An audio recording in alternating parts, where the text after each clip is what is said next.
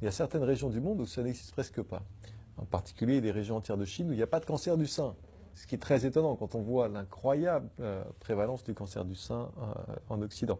Il y a certaines régions où il n'y a pas de cancer de la prostate du tout, alors qu'aujourd'hui ça concerne énormément d'hommes dans nos sociétés. Donc que se passe-t-il?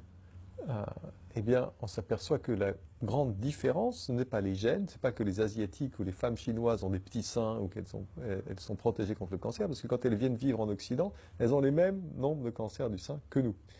Il se passe qu'il y a une différence dans la manière de vivre, dans le mode de vie dans ces régions et dans les nôtres. Donc qu'est-ce qui a changé dans le mode de vie? Il faut le comprendre, puisque ce qui a changé dans le mode de vie en Occident depuis la Deuxième Guerre mondiale semble être un engrais pour le cancer. Il y a trois principaux facteurs que je décris dans mon livre. Le premier, c'est l'augmentation considérable de la consommation de sucre et de farine blanche raffinée, qui n'existait presque pas avant la Deuxième Guerre mondiale. Aujourd'hui, on est en France, au 19e siècle, on consommait à peu près 5 kilos de sucre raffiné par personne et par an. Aujourd'hui, en France, on est à 35, aux États-Unis, on est à 70, et en France, on est en train de rattraper les Américains. Donc bientôt, on sera nous aussi à 70.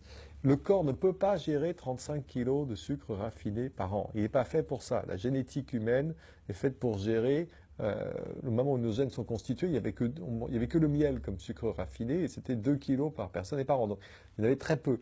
5, visiblement, c'était encore gérable. 35, ça n'allait pas. 70, certainement pas. Et le cancer se nourrit avant tout de sucre. Le cancer, les cellules cancéreuses ont un métabolisme anormal et elles ont besoin du sucre pour leur survie.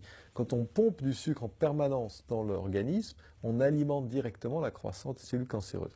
En plus de ça, le sucre crée de l'inflammation dans le corps. Et le cancer a besoin de l'inflammation, non seulement pour grandir, se multiplier, mais pour envahir les tissus avoisinants et se répandre dans l'organisme. Il a besoin de cette inflammation qui est alimentée directement par le sucre.